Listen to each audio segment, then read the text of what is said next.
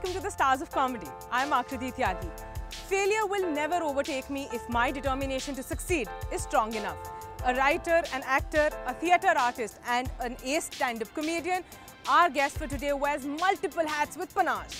He is considered India's #1 double meaning stand-up comedian on Indian television. Please welcome Rahman Khan. आज मैं हिंदी में stand up करूंगा। मेरे friend ने बोला यार कि यहाँ पर आके स्टैंड अप कर, तू यहाँ पर generally people come and perform in English, अंग्रेजी में करते हैं, तू हिंदी में स्टैंड अप कैसे करेगा? मैंने बोला मैं कर लूँगा। बोला कैसे करेगा? बोला जब इंग्लिश टॉयलेट में मैं हिंदी में कर सकता हूँ। Thank you so much for being a part of the show. आप लखनऊ के पास एक छोटे गांव बलरामपुर से हैं। वहाँ से और बॉम्बे तक की जर्नी कैसे? बड़ी मज़ेदार थी। इत्तेफाक से मैं पैदा मुंबई में हुआ। अच्छा। हाँ, बट मेरा my native place is Balrampur, UP. I am born and raised in Mumbai. Okay. But ये मज़ेदार रहा, जैसे वहाँ अभी जब जाता हूँ तो बड़ा ही वार्म जो है रिएक्शन मिलता है, लोगों को बड़ा अच्छा लगता है और अपने अंदाज में जो बोलते हैं बहुत मज़ा आता है। उनको टीवी पे देखते हैं तो एकदम सीना बहुत फूल के गुप्पा हो जाता है, तो it feels good. I think hardly people know that I am from UP और कम लोगों को ही पता है, बट हाँ बलरामपुर ही मेरा वतन है। आप थिएटर में भी रहे हैं। हाँ, आपने एक्टिंग ऑब्वियसली की है टेलीविजन के ऊपर। हाँ। फिर स्टैंड अप कॉमेडी भी हुई जी। घर में कोई ऑपोजिशन हुआ कभी? घर में तो बिल्कुल ऐसा लग रहा था कि विरोधी सरकार ही बैठी है। इतना अपोजिशन हुआ कि मुझे ऐसा लग रहा था कि बस स्पीकर है ना, अपना स्पीकर फेंक के मारेंगे मेरे सर पे। मेरे अब्बा हुजूर जी, मेरे वालिद मरहूम, अल्लाह उनको जन्नत दे जी, वो बहुत सख्त खिलाफ थे। अच्छा। तो he was like always trying to drill and drain in my head that better you should opt for some government job or ऐसा study something, do IAS, do further. He was basically a teacher. That's why he was like more And keen. as it is, comedy is not a registered profession also in India. तो फिर उनको तो समझ में नहीं आया। हाँ, मतलब कॉमेडी का ऐसा था कि हमारे टाइम पे मिमिक्री होती थी बड़ी। जी। तो मिमिक्री आर्टिस्ट जैसे हमने जॉनी लीवर को ही देखा है। हाँ जी। मतलब अब लेकिन फ़र्क इतना आ गया कॉमेडी में। पहले लोग मिमिक्री करते थे तो लोग कहते थे यार क्या करता है जी। अब कोई मिमिक्री करता है तो लोग कहते क्यों करता है यार। मतलब लोग बातें करने लगे, इतना कुछ होने लगा। तो कॉमेडी बड़ी लीव्स एंड बाउंड्स, बड़ा एक अच्छा प्रोग्रेशन हुआ है कॉमेडी के भी क्षेत्र में। हिंदी भी बोलने का बड़ा लोगों को शौक होता है, हिंदी का बड़ा क्रेज है, हिंदी बोलने का भी कीड़ा होता है। मेरे एक दोस्त थे, उन्होंने ऑफिस में जाके कुछ पहली बार उन्होंने कुछ पहना हुआ था, बॉस ने पूछा व्हाट यू आर वेयरिंग, तो ही सेड कंठ लंगोट, उसको जॉब से निकाल दिया।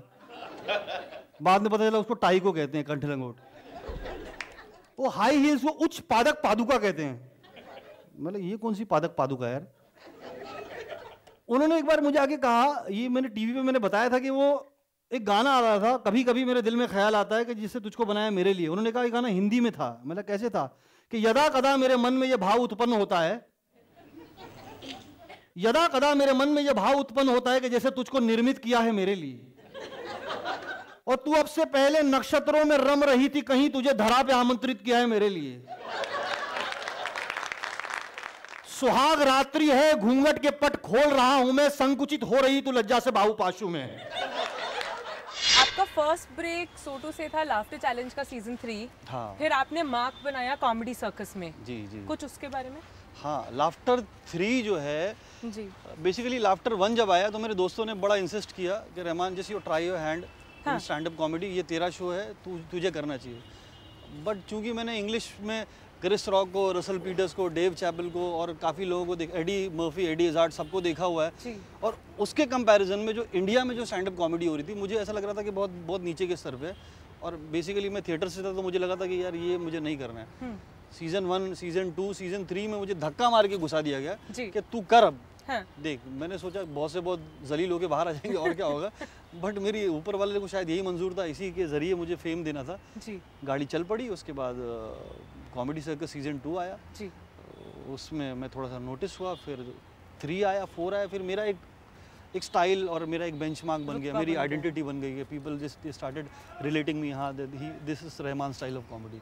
तो ये आपने जैसे भी मेंशन किया रहमान स्टाइल ऑफ कॉमेडी, मेरी रिसर्च के हिसाब से qawwali is actually your forte. उसके बारे में कव्वाली कुछ करके दिखाइए। हाँ, कव्वाली जो है मतलब मैं तो इतनी कव्वालियाँ गाया हूँ माशाल्लाह, मुझे ऐसा लगता है कि मेरा खुद का मज़ार होना चाहिए, जिंदा मज़ार फाड़ के मैं खुद ही बाहर आऊँगा और चादरें मुझ पे चढ़ेंगी। तो कव्वाली जैसे मैंने एक कव्वाली जो की थी बच्चन साहब के बारे में की थी, बहुत पहले मेरी पहली कव्वाली थी टीवी पे, जिसमें मैंने उनका नाम नहीं लिया था पूरी कव्वाली में, लेकिन वो कव्वाली थी कि फुल डेडिकेटेड। हाँ, फुल डेडिकेटेड। मैं फैन बड़ा staunch Amitabh Bachchan, I was Amitabh Bachchan, still I am Amitabh Bachchan fan. तो आई सेड कि कभी बिग बी, कभी सरकार, कभी डॉन है ये, अरे दीवानों ये पहचानो जरा कौन है ये मर्द तो है शहंशाह खुदा गवाह इसका, अरे बाबे बॉलीवुड ने अरे क्या खूब कहा, क्या कहा, मेरे यंग ने मेरे यंग ने मेरे यंग ने मेरे यंग ने, अंगना इतना बड़ा, हवेली कितनी बड़ी होगी भाई, मेरे यंग ने में तुम्हारा क्या काम है रे, जो है नाम वाला वही तो बदनाम है रे। ये मेरी पहली कव्वाली थी टेलीविजन पे। इसके बाद काफ़ी कव्वालियाँ की, बहुत सारी कव्वाली की मैंने, कम से कम 13-14 कव्वाली कर चुका हूँ मैं अभी तक टीवी पे, अलग अलग। अजीज़ मियाँ, अजीज़ नाज़ा, गुलाम फरीद साबरी, अल्ताफ़ राजा नहीं किया है क्योंकि वो खुद ही कर देते हैं उसको तो जो काफ़ी कव्वालियाँ की मैंने जी। बट ये स्टाइल आपने कैसे चुना? ये जो मैंने, चूँकि हम दरगाहों पे जाने के और यहाँ वहाँ जाने के, तो मैंने वो जो देखा वो जो कैरेक्टर्स मैंने जनरली एक बार मैंने ट्राई किया था कि जो एटीट्यूड होता है, जिस एटीट्यूड में, जिस अंदाज में वो लोगों से मुखातिब करते हैं, तो मुझे बड़ा अट्रैक्ट किया वो, and I thought better I should portrait, and I just borrowed the small nuances by watching all of them और किया, और वो हिट हो गया। फिर मुझे बाकायदा कहा जाता था कि फिनाले में तेरी कव्वाली होगी, तो फिनाले में कर, फिर अगले सीजन स्टार्ट और इसमें पहला तेरा कव्वाली होगा, तो बोला ठीक है, आई विल डू दैट। फिर ये हिट हो गया, अब करने लगे कि तेरी सूरत से नहीं मिलती किसी की सूरत, अब्बा शरीफ आदमी होंगे। समझते हैं सारे छिछोरे समझ रहे हैं। अच्छा, मैंने चेंज किया कि मेरी सूरत से नहीं मिलती किसी की सूरत, पूछो क्यों? इस बार अब्बा को चांस ही नहीं मिला होगा। मैंने नोटिस किया आपके सेट्स में, आपका एज अ प्रेमाइस में इस्लाम को लेके जो बहुत रेयरिटी है एक्चुअली, काफ़ी आप जोक्स करते हैं, काफ़ी लाइट ह्यूमर होता है, चीप नहीं होता है, डबल मीनिंग होता है एज आई मेंशन्ड। तो उसके बारे में कभी ऑपोजिशन नहीं मिला? देखो क्या है, मेरा पर्सनली ऐसा मानना है जी कि सबसे बेहतरीन हास्य जो आप खुद पर कर लें जी, तो इवन हम लोग इर्रेस्पेक्टिव किसी भी रिलीजन से बिलोंग करते हैं, हर कोई आपस में अपने रिलीजन को लेकर मजाक कर लेता है जी, अपने ऊपर कर लेता है, लेकिन जब बाहर कोई करता है तो बड़ा प्रॉब्लम हो जाता है। मेरे ख्याल से ऐसा नहीं होना चाहिए। मुझे ऐसा लगता है ये लाइटर चीज़ें हैं, इसको डिस्कस करने में कोई प्रॉब्लम नहीं है। हाँ, क्रिटिसिज्म भी मिला है। अच्छा, मेरा पूरा नाम जो है Rahman Khan from the epiglottis Khan, उसके भी नीचे सुबह पता चलेगा मुझे। कितने लोग ये सही से बोल सकते हैं? भाई साहब आप बोल सकते हैं खान बोल के बाद। आपका नाम क्या है? काजी मेराज। बहुत सही यार, काजी, आपने बिल्कुल एकदम सही नुक्ता लगाया, काजी मेराज। उर्दू मतलब जिसको नहीं आती, जिसको आती ना, काजी काजी बोलता, भाई कुल्ली करके आ जा, मैं खड़ा हूँ। अच्छा, कुछ लोगों को जो ना उर्दू बोलने का बड़ा शौक होता है, जैसे नुक्ते की बात कर रहे थे ना, उर्दू बोलने का। सर आपने भी सही खान बोला, आपने भी बोला, और मतलब वो उर्दू में नुक्ता है ना, हलक से आवाज़ निकाली जाती है। जो शौक होता है, जहाँ हलक की आवाज़ नहीं वहाँ से भी निकालते कुछ लोग, मैं सच बता रहा हूँ। और भाई साहब, खाना खाया, मतलब ऐसा तो किसी के बाप ने नहीं खाया होगा, और ऐसा बना भी नहीं होगा। तूने जितना खाने पे जोर है, तेरा खुद का खाना बाहर आ गया होगा, इस बार गलत जगह से आया होगा।